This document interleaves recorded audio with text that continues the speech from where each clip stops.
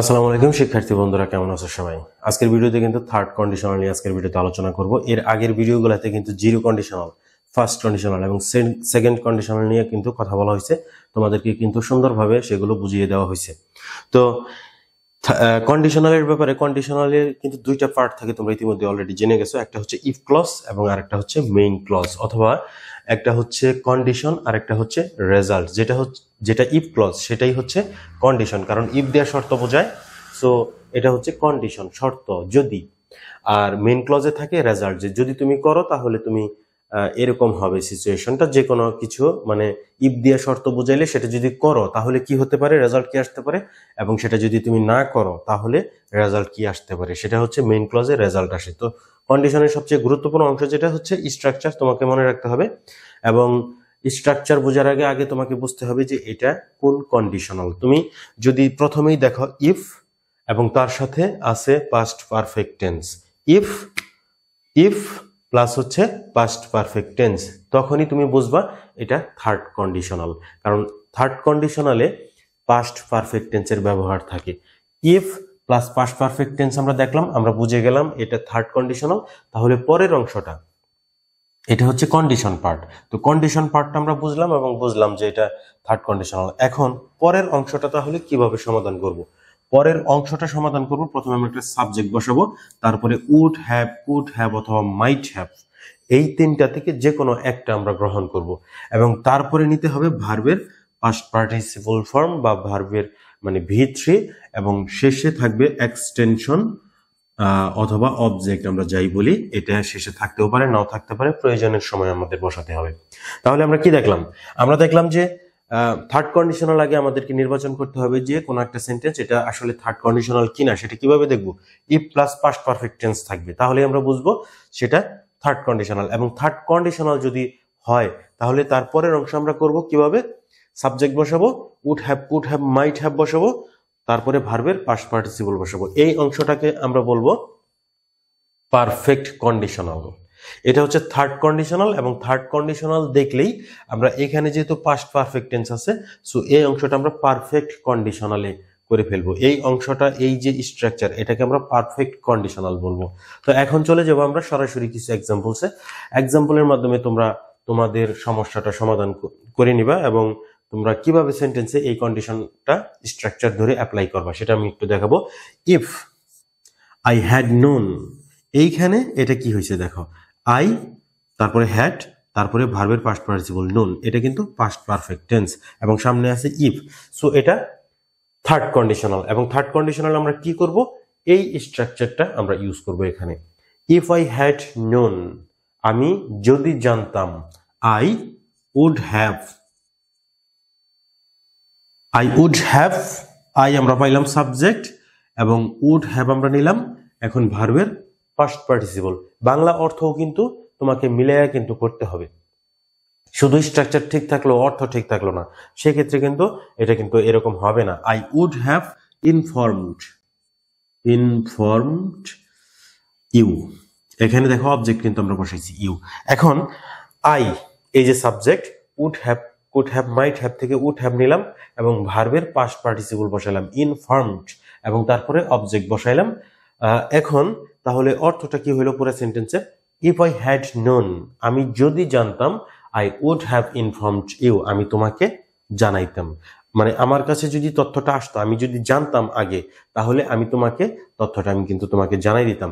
তো অর্থটা এরকম যে যেহেতু আমি জানতে পারি নাই, এই জন্য আমি তোমাকেও জানাইতে পারি নাই, কিন্তু যদি আমি জানতাম তাহলে তোমাকে আমি জানাইতাম, এরকম অর্থটা হয়। আমরা নেক্সট এক্সাম্পল দেব। If they had played well, যদি তারা ভালো খেলতো। If they had played well, past perfect tense, subject had, ভার্বের past participle, past perfect tense. So আমরা পারফেক্ট কন্ডিশনালে আমরা করব, থার্ড কন্ডিশনাল হয়ে গেছে এটা। If they had played well, যদি তারা ভালো খেলতো তাহলে তারা বিজয়ী হইতো। তারা ভালো খেলতে পারে নাই, তারা বিজয়ীও হতে পারে নাই।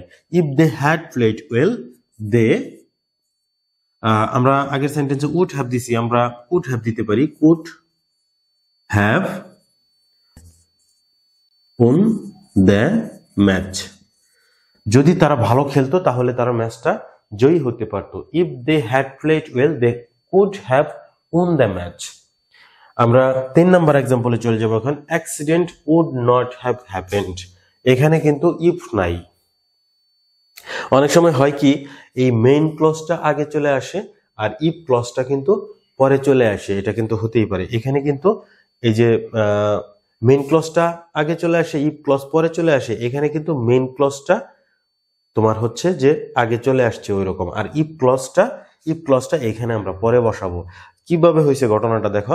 Accident would not have happened, এটা কিন্তু পারফেক্ট কন্ডিশনাল। পারফেক্ট কন্ডিশনাল কিভাবে আমরা বুঝলাম, সাবজেক্ট উড নট হ্যাভ, এখানে কিন্তু নেগেটিভ করার কারণে উড এর সাথে নট যুক্ত হয়েছে। নরমালি কিন্তু উড হ্যাভ হওয়ার কথা ছিল, উড নট হ্যাভ করছি। নেগেটিভ সেন্টেন্সে তো নট যুক্ত করতেই হবে, এবং সেটা তো করতে হবে প্রথম অক্সিলারি ভার্বের সাথে। সো আমরা উডের সাথে নট যোগ করছি, হ্যাভ কিন্তু ঠিকই আছে, উড হ্যাভ কিন্তু ঠিকই আছে, মাঝখানে নট চলে আসছে। তাহলে অ্যাক্সিডেন্ট উড নট হ্যাভ, ভার্বের পাস্ট পার্টিসিপল, হ্যাপেন্ড, দুর্ঘটনাটা ঘটতো না যদি তুমি সতর্কভাবে গাড়ি ড্রাইভ করতে, তাহলে দুর্ঘটনাটা ঘটতো না। তাহলে পরের অংশটা আগে চলে আসছে, এটা accident would not have happened, এটা কিন্তু পারফেক্ট কন্ডিশনাল। আমরা জানি পরের অংশে যদি পারফেক্ট কন্ডিশনাল থাকে তাহলে প্রথম অংশে থাকবে if plus past perfect tense. তাহলে এইখানে এই প্রথম অংশটা কিন্তু পরে বসবে, আমরা বসাবো if accident would not have happened if you had driven carefully. তাহলে এই অংশটা যদি প্রথমেই যদি এই অংশটা বসতো, কল্পনা করো if you had driven carefully, যদি তুমি সতর্কভাবে গাড়ি চালাইতে, তাহলে ইফ ছিল এখানে, আর এখানে ছিল হচ্ছে পাস্ট পারফেক্ট টেন্স। আলটিমেটলি কিন্তু আমরা এই অংশটাই তখন পরের অংশে বসাইতাম, যেহেতু আমরা খুঁজে পাইছি যে এটা থার্ড কন্ডিশনাল। কিভাবে থার্ড কন্ডিশনাল হলো, if plus past perfect tense থাকলে পরের অংশ কিন্তু তোমার পারফেক্ট কন্ডিশনাল হয়। এই পারফেক্ট কন্ডিশনালটা কিন্তু এখানে আমরা বসাইছি। এরকম কিন্তু রিভার্স সিচুয়েশন কিন্তু হতে পারে, এটা খুব স্বাভাবিক, এটা হয়েই থাকে। Example number 4, if you had attended all classes, if you had attended past perfect tense, তাহলে আমরা পারফেক্ট কন্ডিশনাল করব। যদি তুমি প্রত্যেকটা ক্লাসে অংশগ্রহণ করতা, ইউ মাইট হ্যাভ পাস্ট, যদি তুমি প্রত্যেকটা ক্লাসে অংশগ্রহণ করতা খুব সম্ভবত তুমি পাস করতা। মাইট দিয়ে কিন্তু সম্ভাবনা বোঝায়, খুব সম্ভবত তুমি পাস করতে পারতা, মানে তুমি ফেল করছো। কিন্তু যদি প্রত্যেকটা ক্লাসে তুমি অংশগ্রহণ করতা হয়তো বা তুমি পাস করতা। তো if you had wanted help, যদি তুমি সহযোগিতা চাইতা, you had wanted help, we could have helped you, যদি তুমি সহযোগিতা চাইতা তাহলে আমরা তোমাকে সহযোগিতা করতে পারতাম, তুমি সহযোগিতা চাও নাই, আমরা তোমাকে সহযোগিতা করি নাই। If you had wanted past perfect tense, আর আমরা এখানে ইউজ করছি পারফেক্ট কন্ডিশনাল। পারফেক্ট কন্ডিশনালটা কি, subject plus would have, could have, might have থেকে কুড হ্যাভ আমরা নিছি, হেল্পড ভার্বের পাস্ট পার্টিসিপল এবং অবজেক্ট বা এক্সটেনশন ইউ। তো এটা হচ্ছে থার্ড কন্ডিশনাল। আমরা ধারাবাহিকভাবে 4টা কন্ডিশনাল কিন্তু 3টা ভিডিওতে আমরা কমপ্লিট করলাম, জিরো কন্ডিশনাল এবং ফার্স্ট কন্ডিশনাল, তারপরে সেকেন্ড কন্ডিশনাল, আজকে এই ভিডিওতে থার্ড কন্ডিশনাল। তো এই 4টা কন্ডিশনাল, এর বাইরে কিন্তু আসলে কন্ডিশনাল নাই। টোটাল ইংরেজিতে 4টা কন্ডিশনাল।